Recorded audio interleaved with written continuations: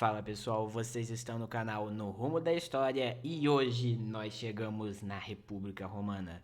O segundo vídeo de uma série de pelo menos 3 vídeos, né? Vamos ver como é que as coisas se desenrolam. Provavelmente deverá haver um quarto extraoficial. Mas, voltando para o assunto, este é o segundo vídeo da série sobre as instituições da Roma Antiga. Nós já falamos sobre o Reino de Roma.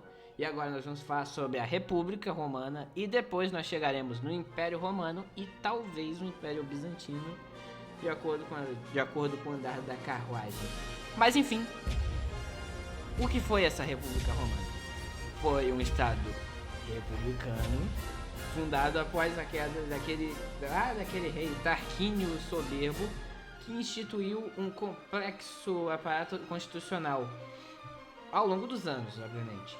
E que tinha uma autonomia muito maior do povo em relação a essas estruturas de poder do que no reino anterior. Ou seja, havia um poder muito maior na mão do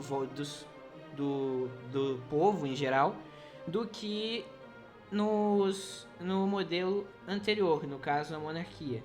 Já que agora nós temos a substituição da figura do rei de Roma pela instituição do Senado com 2 cônsules eleitos anualmente pelo povo. Ela tinha um sistema muito complexo e delicado de freios e contrapesos e não tem uma data muito oficial para o seu fim. Vocês vão ver ali que eu pus 27 a.C., né? A República começou em 509 a.C., data no momento em que foi abolido definitivamente essa instituição do rei de Roma, até 27 a.C., que eu decidi por essa data, porque nós temos 3 datas, segundo os historiadores, para o fim da República de Roma. A primeira seria 44 a.C., que é o momento em que Júlio César se proclama ditador perpétuo. Nós temos 31 a.C., que é o momento em que Marco Antônio perde para Otaviano na Batalha de Ácio. E nós temos o 27 a.C., que é o momento em que Augusto, já depois de ter vencido todo mundo, no caso Otaviano, se proclama Augusto, Princeps e Imperator. Ou seja, o momento em que ele basicamente finalmente diz oficialmente que ele manda em tudo, basicamente. Então preferi por essa última, por considerar que seria mais próxima disso. Mas se você quiser falar 44 ou 31 a.C., não tira o mérito. Então neste vídeo eu vou assumir que a República acabou em 27 e não em 44 ou 31. Mas você está livre para aceitar qualquer uma das outras 2 datas. Então, agora entrando na questão de como chegamos nessa questão da República. Como é que ela surgiu? Basicamente, nós tivemos a questão do Reino de Roma. 7 reis, a maioria etruscos. Tudo começou lá com Rômulo, que matou Remo, fundou Roma, segundo a mitologia romana. Em geral, Roma, que era uma pequena cidade, virou um conjunto de aldeias, que virou uma cidade-estado quando dominada pelos etruscos, que cresceu até chegar mais ou menos nesse território, nessa extensão territorial. Depois de vários reis que tiveram diferentes contribuições, outros fizeram censos, alguns resolveram fazer pequenas guerras, enquanto outros simplesmente resolveram fazer grandes construções.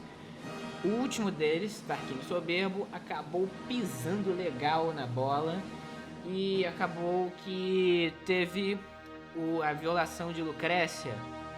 E no meio disso tudo, o Senado e o povo ficaram revoltados porque Tarquínio permitiu que essa tal Lucrécia fosse abusada, violentada, que se suicidou depois, mas enfim. Eles ficaram com muita raiva de Tarquínio, que não era um bom rei, para falar a verdade, e acabou sendo deposto. E em 509 nós finalmente temos uma abolição oficial do modelo monárquico após revoltas tentando restaurar Tarquínio ao poder, mal sucedidas. Nós temos finalmente o Senado decidindo que agora eu mando em tudo isso aqui, sou eu quem mando, agora acabou essa história de rei, agora nós temos o Senado e os cônsules. Então é a partir desse momento que nós temos a abolição do modelo monárquico e a adoção do modelo republicano aos moldes romanos. Então agora, para chegar na questão da história de Roma, eu vou dividi-la em duas partes: a história política e a história militar.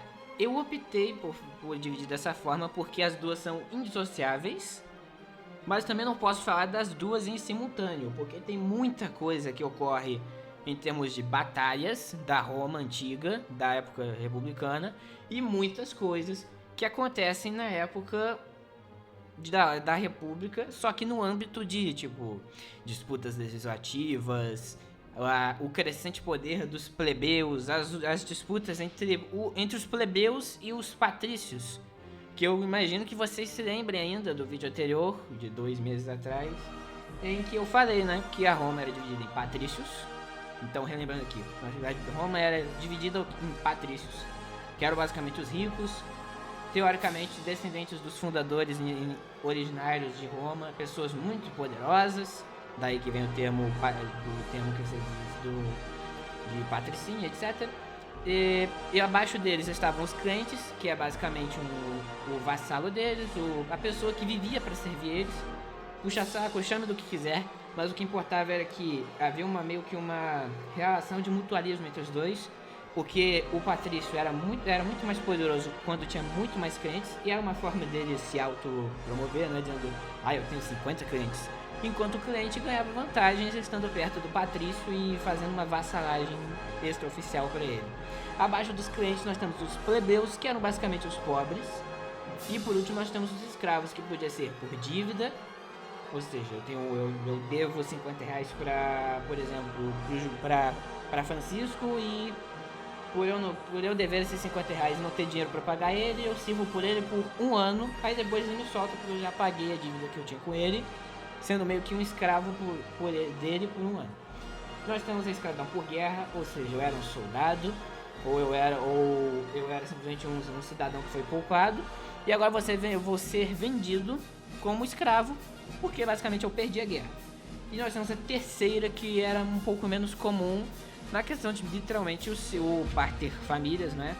O homem mais velho da família te vender mesmo pra ser escravo. Tipo, você pisou na bola, ou simplesmente decidiu, acordou com o pé esquerdo e disse: eu vou te vender agora como escravo, não gosto mais de você, vai embora da minha gente, vai embora da minha família. E aí ele vai embora como escravo. Essas são basicamente as 3 formas de você virar um escravo da Roma antiga. Por mais irônico que pareça, até que havia bastante euforia, muita transição social, assim, de escravo para plebeu, de plebeu para crente, mas nem tanto de plebeu para patrício, mas havia se você ingressasse na política. Mas enfim, voltando aqui, vamos começar então com a história política de Roma, a partir desse momento que você já tem uma ideia melhor do que seria isso. Na história política, eu vou discutir principalmente sobre as mudanças políticas, as disputas políticas que aconteceram entre patrícios e plebeus. É basicamente esse um grande resumo do que acontece na República Romana.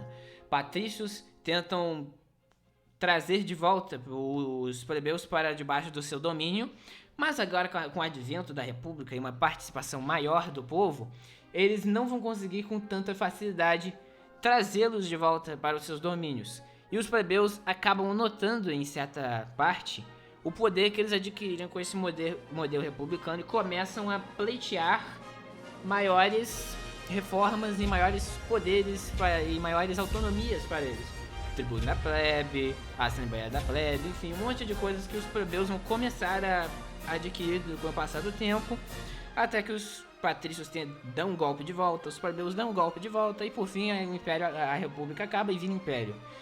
Basicamente um resumo bem grosseiro. Entrando agora um pouco mais a fundo nessa questão política, o primeiro período que eu quero dividir a história política de Roma é entre 509 a 367 a.C. Durante esse período, Tarquínio vai cair, como já foi dito, por um golpe liderado por Lúcio Júlio Bruto, e as fontes da época dão a entender que essa queda foi muito rápida. Só que a transição de uma monarquia para uma república demorou bastante. E no primeiro momento, a primeira grande mudança que ocorreu nesse período de transição foi a troca da figura monárquica por 2 cônsules, que seriam eleitos para um mandato de 1 ano pelo povo. Uma primeira grande mudança. Em 494, após uma guerra, o exército por plebeus estava basicamente em revolta. Aí já tinham passado mais ou menos aí uns 15 anos desde que a república havia sido proclamada, e finalmente nós temos a primeira revolta dos plebeus. Eles lutaram, eles venceram, mas o que aconteceu? Eles pensaram: poxa, a gente tá aqui lutando feito um bando de condenados, por esse bando de gente podre de rica, e a gente não ganha nada com isso. E começam a exigir o direito de terem seus próprios representantes no Senado. E após essa pressão tão absurda por parte dos plebeus, ou seja, tão insistente, os patrícios acabaram tendo que aceitar as exigências. Nós temos finalmente a criação do famoso tribuno da plebe, que basicamente era uma figura muito importante, o representante dos plebeus, que tinha poder de veto nas instituições de poder. E a partir de então ele foi e veio para ficar. A partir daí nós temos outras reformas que foram instituídas, mas a principal delas, que já que foram muitas, mas como eu não quero cansar a inteligência e a paciência de vocês, em resumo, a principal delas foi a instituição do poder legislativo para a Assembleia da Plebe, após mais um monte de amotinações dessa classe durante os anos 300 e poucos aí do século IV a.C. Então, de 367 a 287, nós teremos o segundo período da história política de Roma. Agora, os plebeus estavam muito ferrados. Após inúmeras revoltas e protestos, eles estavam extremamente esgotados e estavam com as suas finanças muito complicadas. Estavam basicamente perrapados. Os plebeus já não tinham muito dinheiro, mas durante de 367 a 287 a.C., os plebeus já estavam muito pobres, estavam passando por uma crise, essa classe social da Roma Antiga.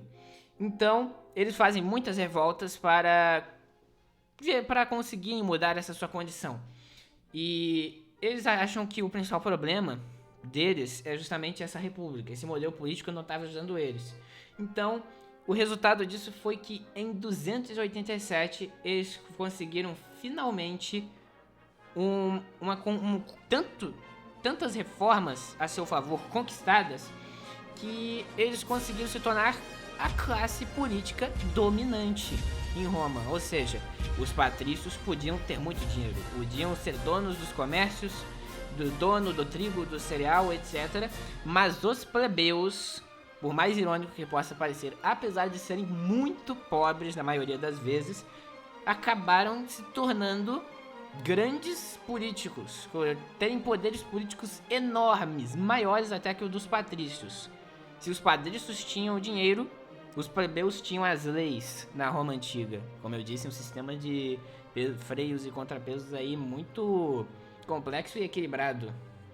Isso acabou acontecendo, essa dominação plebeia, acabou acontecendo porque o último mecanismo que o Senado tinha de controle sobre a Assembleia dos Plebeus, que era o fato de todos os senadores terem que entrar em um consenso sobre determinada lei para enviar aos plebeus, ter sido derrubado. Ou seja, a última coisa que o Senado tinha para poder controlar a Assembleia da Plebe foi derrubada em 287, por volta disso. E o fim desse segundo período é basicamente esse, que os plebeus se tornaram a classe dominante. Se no primeiro período os plebeus ainda estavam começando a granjear reformas políticas e o grande advento foi o tribuno da plebe, nesse segundo período, de 367 a 287 a.C., os plebeus agora conseguem ser finalmente poderosos na política. O terceiro período vai de 287 a 133 a.C. e não temos grandes mudanças legislativas. especialmente porque os plebeus dominavam na política, mas não estavam muito... Eles não ligavam muito para isso, delegavam basicamente suas funções para o Senado. E essas guerras todas que estavam acontecendo nesse período também, como nós vamos ver, acabaram esgotando os plebeus. Tipo, pra que eu vou votar lei quando eu tô aqui com uma espada na mão lutando contra um monte de púnico, grego, macedônio, itálico e tudo que via acima de mim, um monte de gente vindo para cima, eu tô lutando aqui, pra que eu vou me preocupar em fazer lei enquanto eu tô aqui no meio do campo de batalha? Já que, como eu já disse, os plebeus eram a principal força militar de Roma. Eles estavam principalmente no exército, porque era a melhor forma que eles tinham para ganhar dinheiro, essas coisas. Então, tem que ficar muito claro isso. Nesse período, os plebeus tinham o poder, mas não se preocupavam em exercê-lo, porque eles estavam muito ocupados tentando ganhar dinheiro, tentando sobreviver e tentando lutar pela glória de Roma.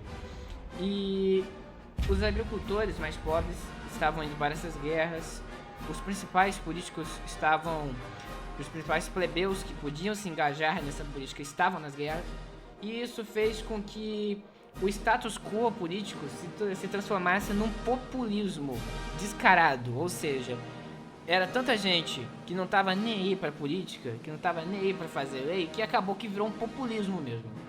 Ah, quem prometer mais coisa pra mim vai ganhar o voto. E acabou que esse fator populismo se tornou determinante na escolha dos candidatos. Agora o quarto período vai de 133 a 49 a.C. Aqui nós temos as primeiras crises no modelo republicano, e esse período vai se encerrar com a ascensão de Júlio César. Já que vamos por partes então. Tudo começa em 183 a.C., quando Tibério Graco vai virar tribuno da plebe. Ele tentou limitar a quantidade de terras que poderiam ser adquiridas por uma pessoa, ou seja, ele tentou evitar o monopólio dos patrícios. Após muita luta, uma luta muito grande, ele finalmente consegue. Mas só que então ele é morto, junto com 300 associados, após tentar se candidatar à reeleição. A partir de então, no ano 118, o rei da Numídia vai morrer, levando a uma disputa entre seus 3 filhos, dois legítimos e um bastardo. Um deles pede ajuda de Roma nessa disputa, que não estava ligando muito para isso, para falar a verdade. Roma estava lá, tranquila no seu canto, e chega do nada um desses filhos do rei da Numídia e diz: olha, o filho bastardo tomou o trono. Eu preciso de ajuda de vocês aqui para me proteger, eu quero assumir o trono e tal, me ajuda a gente aqui nessa guerra. E Roma diz: olha, eu tô com problemas demais aqui, dentro de mim e ainda por cima fora, para lidar com essa questão toda. Não tô ligando muito, vocês não são tão importantes assim. Mas, como eu sou para uma demonstração de boa fé, eu vou ser o juiz dessa disputa. Eu vou mediar isso aqui para provar que eu tenho boa fé, que eu sou uma boa pessoa, enfim. Basicamente esse foi o resumo da participação de Roma até o momento. Só que chega Caio Mário. E Caio Mário era um general romano que foi eleito cônsul em 107 a.C. E ele diz: eu vou entrar nessa guerra de cabeça. E entrou mesmo, e acabou vencendo ela rapidinho. E Roma acabou dominando tudo. Por mais irônico que isso possa parecer, quem estava apenas como mediador virou basicamente um beligerante da guerra e acabou dominando todo mundo no final das contas. Como consequência, Caio Mário vai ganhar mais prestígio, e esse prestígio vai fazer com que o Senado pareça totalmente incompetente no exercício das funções, porque nós estamos falando de um general que participou da política e do âmbito militar, ao mesmo tempo sendo bem sucedido nos dois. Isso deixa o Senado com cara de tacho na frente da população. E isso faz com que os populares, um partido progressista da Roma Antiga que defendia a maior participação das assembleias populares e das decisões políticas, se aliasse a Caio Mário. Outra guerra será deflagrada em 88 a.C. contra Mitrídates VI do Ponto. Por conta disso, os romanos vão sofrer uma derrota acachapante logo quando entram. Então, Sulla, membro dos Optimates, que é o partido dos patrícios, é eleito cônsul e é designado para essa guerra. Só que Mário obriga um tribuno da plebe a revogar essa diretiva. Revoltado, Sula vai fazer outra lei para limitar o poder dos tribunos e invade Roma. Após isso, ele vai retornar para sua guerra, porque ele já basicamente resolveu na base da espada todo o probleminha dele. Em outras palavras, esse período que eu estou falando, de 133 a 49, vai ser marcado pela disputa entre Optimates e Populares. Optimates, partido dos patrícios. Populares, partido basicamente dos que queriam uma participação maior dos plebeus, essas coisas todas. Os populistas em geral.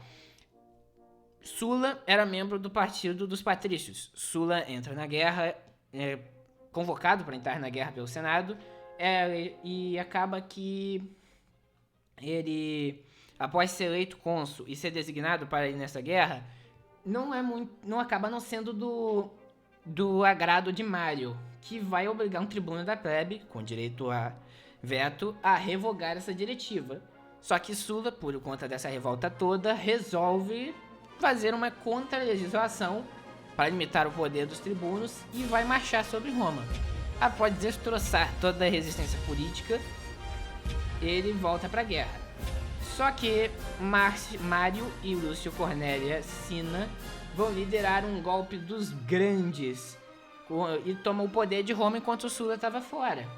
Sula vai fazer a paz com Mitrídates e em 83 a.C. volta para Roma, supera toda a resistência e recaptura a cidade. Ele e seus partidários em seguida mataram os aliados de Mário. A partir disso, Sula, tendo visto os resultados violentos das reformas populistas que tinham acontecido, foi naturalmente conservador e, portanto, ele procurou fortalecer os patrícios ao invés dos plebeus. Em outras palavras, ele viu que estava tendo muita violência, a revolta estava sendo muito violenta, a transição política estava sendo muito violenta, tipo, os plebeus estavam tomando poder muito rápido, só que estava dando guerra civil, batalha e tava rolando sangue para todo quanto é lado dentro de Roma. Então o que ele pensa? Bem, sou eu quem vai arrumar essa bagunça. E como ele vai arrumar essa bagunça? Vou dar mais poder pra mim e pros patrícios. E é o modo que ele encontra de resolver esse problema. E ele então fortalece os Optimates, patrício, por partido dos patrícios, e ele mesmo no poder, começando aí a dar muitas políticas nesse sentido de enfraquecer a influência dos populares. Ele então dá o contragolpe nos populares e vai estabelecer uma ditadura de 82 a 81. Ele vai se demitir da ditadura, virar cônsul por alguns meses e vai se tornar um cidadão comum após o fim do mandato, morrendo em 78 a.C. Bem honesto, pra falar a verdade, hein? Porque ele virou ditador por um ano, depois ele diz, não precisa mais da ditadura, já tá tudo ok. Ele se demite da ditadura, que é plenos poderes para mim, e vai virar cônsul por um ano, e depois que acabar o mandato dele de cônsul, ele sai mesmo. Sai, não quer reeleição, só sai mesmo, e passa o resto da sua vida, outro um ano, calmo. Chega a ser até meio engraçado esse equilíbrio, né? Um ano como ditador, um ano como cônsul e um ano como cidadão comum, e depois morrer. É realmente uma coincidência muito grande. Mas então, depois de 8 anos, nós temos um crescimento de duas grandes figuras, Crasso e Pompeu, que vinham de importantes vitórias militares. Crasso era muito rico e Pompeu era um ótimo estrategista militar. Os dois estavam com uma ânsia de conseguirem poder político e mais riquezas. Então, ao final desse período, por volta de 63 a.C., o Partido dos Populares perde força e credibilidade após uma tentativa de golpe de Catirima. E por conta disso, o Senado vai voltar a ser o mais poderoso que os plebeus. Então, em meio a toda essa revolta, essa disputa entre plebeus e patrícios que vem desde os primórdios da sociedade romana, nós chegamos no conhecido primeiro triunvirato, porque nós temos Pompeu, Crasso e Júlio César, 3 homens, um objetivo, um descontentamento. Eles resolveram formar uma aliança, o triunvirato, o acordo de 3 partes, para que Pompeu seja poderoso no Senado, César vire cônsul e Crasso tenha também um consulado. Em outras palavras, nós temos um acordo que não era jurídico, apenas um mero entendimento informal em que os 3 se juntaram. Ou seja, eu te ajudo, você me ajuda, nós nos ajudamos. Só que a morte de Crasso na Batalha de Carras e da filha de César, casada com Pompeu durante o parto, desfizeram esse primeiro triunvirato, porque a partir daí Pompeu e César ficaram naquela briga, porque Crasso morreu numa batalha horrorosa para Roma, uma das piores derrotas. Daí que vem erro Crasso. E a partir daí Pompeu e César simplesmente não conseguem se dar bem e começa a rivalidade. Após várias conspirações e brigas políticas, César vai fazer um ultimato ao Senado em 49 a.C. Esse ultimato é rejeitado e o Senado exige que ele abdique dos seus exércitos, das legiões às quais ele comandava. Só que César faz o inesperado. Tá literalmente o Senado inteiro, Roma inteira, contra ele. E o que ele faz? Ele cruza o Rubicão e fala aquela famosa frase: Alea jacta est, ou seja, a sorte está lançada. Porque é um ponto sem volta. Cruzar o Rubicão é um ponto sem volta, porque ele está literalmente declarando guerra ao Senado, declarando guerra aos patrícios e declarando guerra a Pompeu e basicamente todo mundo que aparecer no caminho dele. E você imagina o quê? Que o Senado e Pompeu vão tentar impedi-lo? Não, eles ficam com medo e fogem para a Grécia, e César entra em Roma sem oposição. Ele começa a promulgar várias leis e decretos que vão dar a ele poderes, que vão se tornar os poderes imperiais mais pra frente. Só que o medo do Senado era de que a monarquia voltasse, e com esse medo, em 15 de março de 44 a.C., eles matam Júlio César e fogem de Roma. Aí Júlio César teria falado aquela célebre frase: até tu, Brutus. Porque quem ele considerava Brutus, não é? Bruto, que Brutus em latim, Bruto em português, ele considerava Bruto como um filho para ele, mas quando ele percebe, ele estava tentando lutar pela vida e tal, que os senadores apareceram com facas, estavam tentando esfaquear ele estava lutando. Diz a lenda que quando ele viu que Bruto estava entre os conspiradores, ele simplesmente desistiu e deixou que eles esfaqueassem até a morte e tal. E teria dito até tu, Brutus, e pronto, acabou, morreu. Só que nós chegamos então no segundo triunvirato. E o que é isso? Marco Antônio, Caio Otaviano e Marco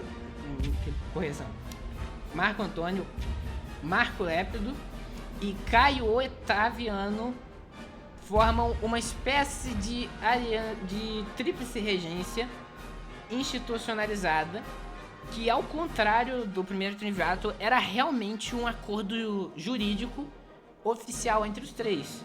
E por conta dessa revolta que eles tinham, os 3 se uniram para derrubarem os assassinos de César, conhecidos como liberatores a partir de então, e eles formam os cesarianos ou cesarinos e vão lutar contra os liberatores pela restauração do legado e de todas as reformas de César.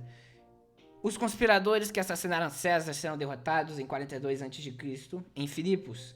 A partir daí, Marco Antônio e Otaviano vão ter uma rixa, e ele vai ser derrotado na Batalha do Ácio. Ele vai ser derrotado, Marco Antônio, junto com a sua amada Cleópatra, que irão se matar depois por conta dessa derrota. Então, no ano de 29 a.C., Otaviano volta para Roma com muito prestígio e é proclamado Augusto, termo que ele vai usar agora como se fosse seu nome. Então, Otaviano agora não é mais Otaviano, e sim Augusto, o Príncipes, que é primeiro cidadão. Em 27 a.C., a data que eu escolhi como fim da República Romana, dentre aquelas 3, ele vai devolver os poderes legionários e provinciais ao Senado, que em troca lhe dá o título de Império Vitalício, ou seja, Imperador Vitalício, com direito ao controle de todas as legiões romanas e outros poderes. Em outras palavras, o Senado devolve para ele tudo que ele tinha devolvido para o Senado. E ele vira o Imperador de Roma. Então, essa foi mais ou menos a história política de Roma, né? Que, como eu disse, em resumo, são as disputas entre os patrícios e plebeus, que no final das contas, a disputa entre esses dois culminou com a ascensão de Caio Otaviano, que vai vencer Marco Antônio e Lépido, se tornando Augusto e Princeps de Roma, e depois ganhando o título de Imperatum Vitalício, Imperium Vitalício. Agora nós vamos para a parte militar de Roma, as batalhas, o crescimento territorial, porque basicamente nós não podemos falar das transições políticas de Roma sem falarmos das transições militares de Roma, ou seja, toda a conquista territorial que eles tiveram durante esse período. Então, antes de mais nada, no período monárquico, Roma tinha uma população reduzida e não fazia muitas guerras. Era aquelas guerras pequenininhas contra cidades vizinhas que fossem alguma ameaça. Só que já no final desse período, como vocês viram naquele mapa, Roma cresceu bastante. Como vocês podem ver aí, Roma já estava bem grandinha, não é? E conseguiu chegar a aproximadamente 30 a 45 mil pessoas sob sua jurisdição. Então a primeira distinção histórica que eu faço aqui, 509 a 274 a.C. Nesse período, Roma estava na sede para ser reconhecida como a potência no Lácio. Só que para conseguir isso, eles mediaram conflitos e faziam várias guerrinhas para ficarem maiores nessa região. Só que os latinos estavam teimando em não reconhecer essa potência que estava surgindo. E eles vão combater junto com outros aliados romanos na Batalha do Lago Regílio. Só que eles vão ser derrotados e Roma agora se reafirma como uma potência. No século V, Roma vai enfrentar invasões de vários povos estrangeiros. E a partir daí eles formam um pacto tripartite com latinos e hérnicos para combater esses invasores. Os invasores são derrotados na Batalha de Monte Ágido e Corbião. Enfim, Roma de novo reafirmou dessa vez afirmou seu domínio e ainda mais, reafirmou sua capacidade para acordos e paz. E mais uma vez traz uma demonstração de que era uma potência do Lácio. Agora, durante os próximos séculos, 2 séculos, Roma domina o Lácio e circunvizinhanças e resolve se envolver nas questões da Magna Grécia. Tipo, o Lácio já tá aqui no meu domínio, né? Já tô com o Lácio, pra que eu vou tentar dominar mais isso aqui? Isso aqui já tá dominado, já dominei o Lácio. Pra onde eu vou agora? Vou pra Magna Grécia, né? As colônias gregas. Então nós temos a Grécia e a Magna Grécia, que são as colônias gregas. A partir de então, Roma vai investir contra as colônias gregas e trava várias guerras, que nós vamos conhecer como as Guerras Pírricas, com Tarento sendo tomada pelos romanos em 272 a.C. Segunda divisão histórica, de 274 a 146 a.C. É aqui que nós começamos a ter as batalhas mais conhecidas da história de Roma, como por exemplo, as tão famosas Guerras Púnicas. A primeira Guerra Púnica ocorreu de 264 a 241 a.C. A Sicília estava pedindo ajuda e Roma e Cartago estão brigando ali por ela. Cartago estava dominando nos mares e Roma nem navio tinha para lutar lá. O que Roma faz? Constrói um monte de navio. Toma uma surra nas primeiras batalhas para os cartagineses no mar, só que aprende com as derrotas e massacra no final das contas esses cartagineses e vence a primeira guerra anexando a Sicília, Córcega e Sardenha. Na Segunda Guerra Púnica, de 218 a 201 a.C., nós temos Aníbal e aqueles monte de elefantes, né, de guerra. Nossa, Roma perde feio e várias vezes é derrotada por Aníbal e seus elefantes. Mas no fim, os romanos derrotam Aníbal e assumem um pedaço da Península Ibérica. Terceira Guerra Púnica, de 149 a 146. Nossa, esses dois povos aí estavam doidos pra uma guerra, né? Já foram duas, agora vai a terceira. Nesse ponto, Roma já estava muito poderosa. E o que eles decidiram? Vamos destruir esses cartagineses safados que já fizeram duas guerras com a gente. Vamos fazer a terceira para aniquilar de vez. E o que eles fizeram? Entraram de cabeça e com tudo para cima dos cartagineses. Destruíram Cartago, incendiaram Cartago, escravizaram Cartago e jogaram sal nas terras de Cartago para que não brotasse mais nada naquele solo. Por isso, Roma se torna a potência dominante não só do Lácio, não só da Itália, não só da Península Ibérica, como agora do Mar Mediterrâneo, já que a última potência dominante daquele lugar, Cartago, agora já era, é um montão de pedra e sal e escravos a serviço de Roma. Nós chegamos então na Segunda Guerra, Macedônia, Póleis gregas e Ilíria. Esses anos, nos anos iniciais desses conflitos, por volta aí de 200 a.C., nós temos um desinteresse romano, especialmente porque durante esse período Aníbal estava massacrando eles, em tentar lutar contra eles. Tipo, eles estavam assim, ó, só mandando lá o resto, os inválidos, para a guerra contra eles. Só que após alguns anos, Roma voltou com tudo para cima da Grécia e vai lutar contra meio mundo de uma vez só. E vence! Os macedônios vão cair em 148. Corinto é sitiada e destruída junto com Cartago, e qualquer ânimo para revoltas por parte dos gregos é destruído junto. Portanto, nós chegamos à Terceira Guerra. Agora que nós dominamos a Grécia, o Mar Mediterrâneo, um pedaço da Península Ibérica, vamos dominar logo tudo de uma vez e vamos terminar com essa parte da Península Ibérica. É isso que eles decidem, invadindo a Gália e a Hispânia. De 204 a 144 a.C., os romanos, justamente por conta dessa onda de vitórias e expansionismo, vão avançar pela Gália e pela Espanha.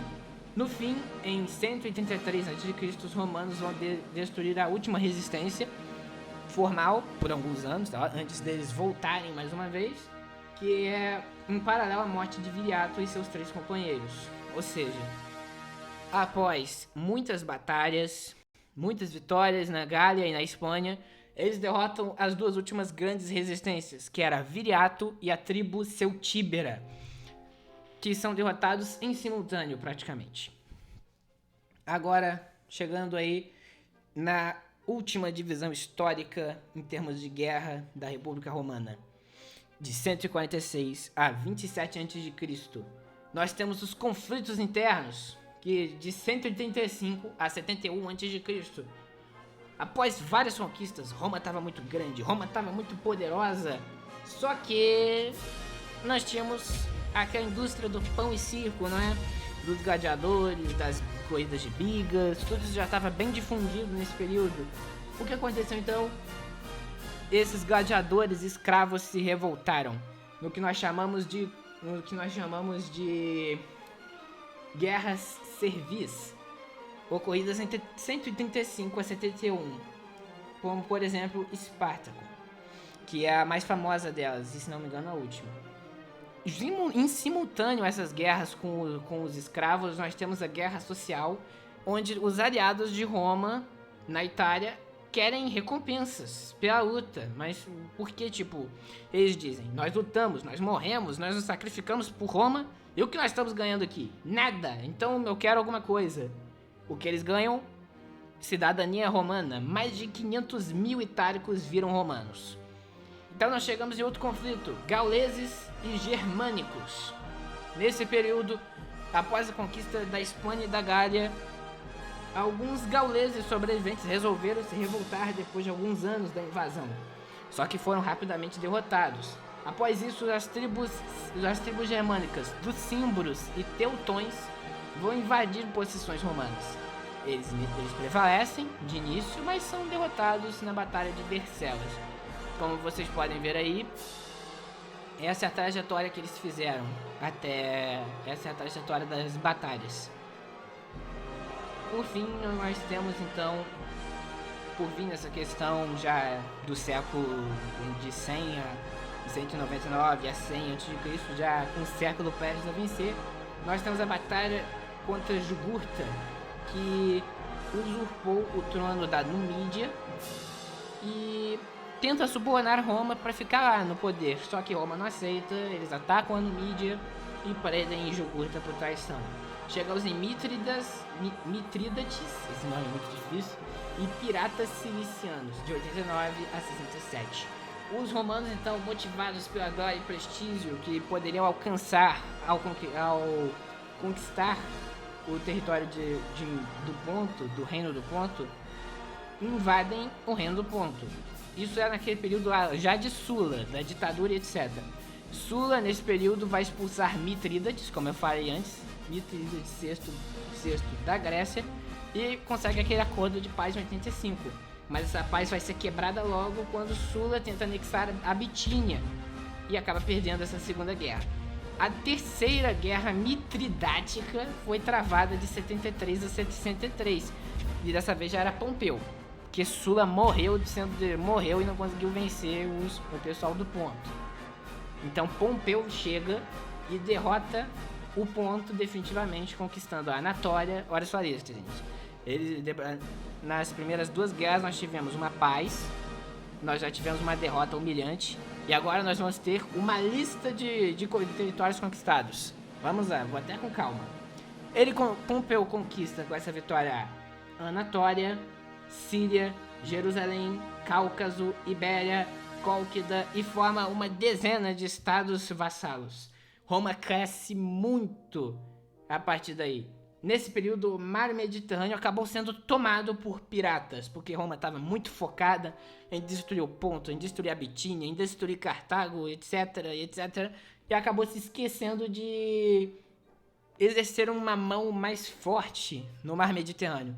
E com isso, o pessoal da Cilícia, não confundam com Sicília, acaba tomando o mar Mediterrâneo por meio da pirataria.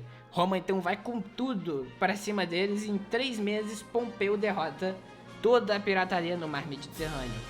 E por fim, nós chegamos nas campanhas de César. Por fim, antes de chegarmos na questão de Augusto, né? E dos triunviratos militares, nós temos César, de 59 a 50 a.C. Após muita insistência, César, que é no momento governador da Gália Transalpínia e Ilíria, consegue uma desculpa convincente para iniciar uma guerra contra os gauleses de novo.